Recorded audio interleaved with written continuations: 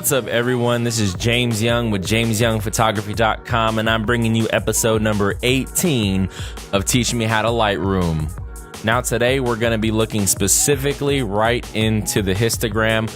We're going to take a look at exactly what's going on with all these peaks here, all these different colors, all these different regions and whatnot, and what it all means for you and your photography editing workflow, even so much as to your actual photography workflow out in the field with your camera in hand. If you have any other questions or anything like that about the histogram, feel free to drop a comment down below, and if you like this video, make sure to leave a thumbs up on the video as well.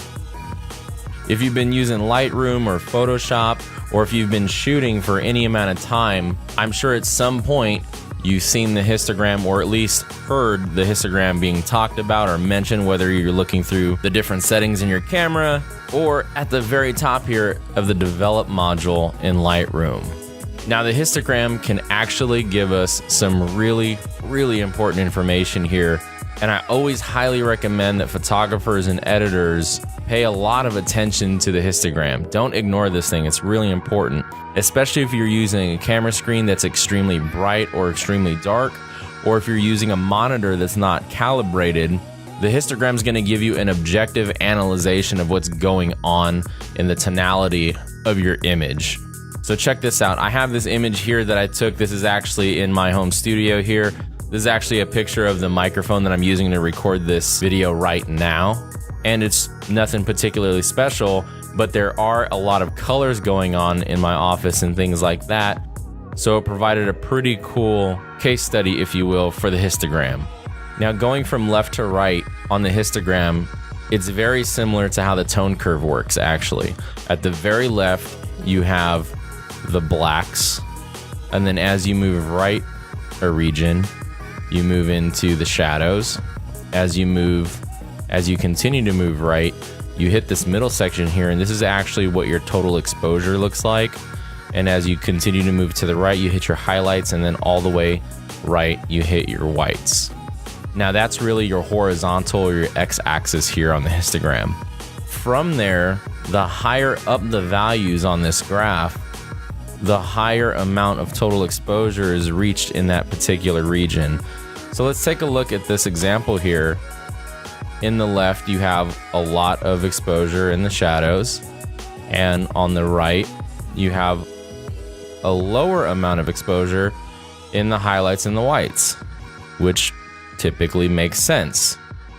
In a lot of scenarios, I'm shooting with ambient light or the available light, which means in the post-processing, I'm going to be raising my shadows and lowering my highlights to really compensate for that, and utilizing the dynamic range of the camera to create the edit that I want. And you can see here that this picture has been edited. I have processed this just a little bit, just to make it a little more presentable. But check this out. This is what's really cool about the histogram, and I don't think a lot of people know this specifically in Lightroom. Watch these various sliders here. Now, when I hover over one of the sliders, the label to the left lights up, signifying that I'm getting ready to change it, okay? So for example, if I hover over whites and start clicking, this is going to be what's actively being changed, okay? Great. Now watch this. When I hover over the left side or the blacks in the histogram, a couple things happen. In the basic panel, the label for the blacks gets highlighted. So straight away from the histogram, I can click and start manipulating the blacks.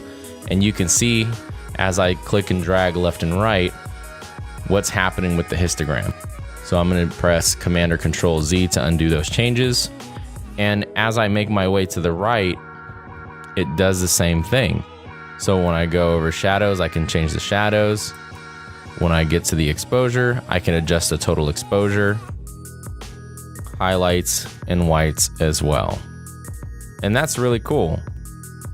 Another cool thing about the histogram is it's going to tell you when clipping is taking place within your image, whether it's in the blacks or in the whites. And this is another reason why I chose this photo, because in this edit, I actually did both of those things. And you can see in the top right here in the histogram, there's a little indicator here in the top left and then the top right of the histogram, showing that I have some clipping going on.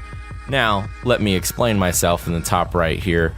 When you hover over it, it's going to show you what exactly is getting clipped on the white side, meaning there's no color value here other than 100% white.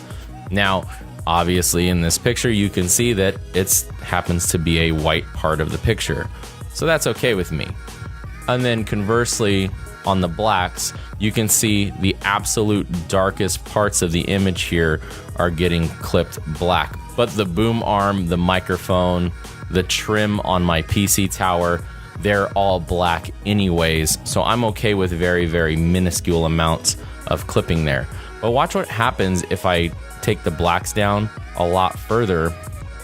Now we're running into an issue here, right? So not only am I getting a little bit of clipping, I'm actually getting a really dramatic amount of clipping here. And the reason why this is bad is because even though the boom arm and the mic, yes, they are black, however, light is reflecting off of them at some capacity, meaning there's going to be a shadow cast on there, and it's going to be gradiated and giving the item depth. And if we give the vast majority of this thing just total solid black, well then we're gonna lose all the depth to it, and it just doesn't look very good. So let's undo that change there and get back to where we were at. So great, so what does this all mean? And how can this possibly be of any value?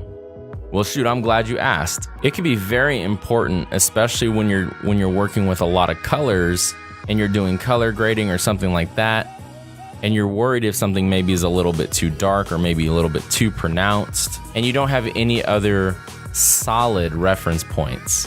And it's pretty cool how it works, because check this out. As I add more contrast into the image with the contrast slider, watch what takes place to the histogram. You can see it's being pulled both in the left and right direction here, and the values are going down. Meaning we're actually losing exposure as you add contrast into the image.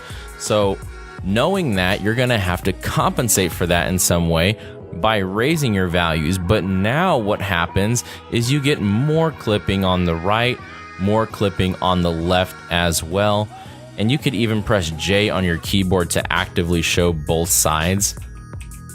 So this would not be an adequate edit for something like this. So let me undo those changes and get back to where we're at. And on the flip side of that, if you're going through fine-tuning your highlights, shadows, whites, and blacks, you can see here, as I pull down the highlight slider here, what happens in the histogram. I'll do it again, drag that to the left. And now I have absolutely no highlight clipping, but the image is also a little bit more dull. So there is a trade-off there, but again, most scenarios you're not gonna go minus 100 on your highlights, I understand that. So I'll undo that and keep it where it was at. And then the last thing here, check this out. When you're manipulating your colors within the HSL, let's take the reds for example, under luminance. If I just click and drag that up, you can see that the histogram is actively changing while that takes place. And that's gonna be the same thing with every color here. So these are all just things to keep in mind about the histogram and why it really shouldn't be ignored. I mean, obviously Adobe has some sort of importance placed on it. It's at the very, very top of the develop module. So hopefully the next time you're editing photos or when you're out in the field taking photos, you have a take a look at the histogram and take things into consideration while you're shooting, while you're editing. Again, let me know if you have any more questions regarding the histogram down in the comments below. I'd love to know your thoughts or if you have any more questions. And if you like this video, if you learned something, I would really appreciate it if you leave a like. If this is your first time checking out one of the videos, I would really appreciate it if you subscribe to the channel. Well, I'm James Young with JamesYoungPhotography.com, and this is Teach Me How to Lightroom.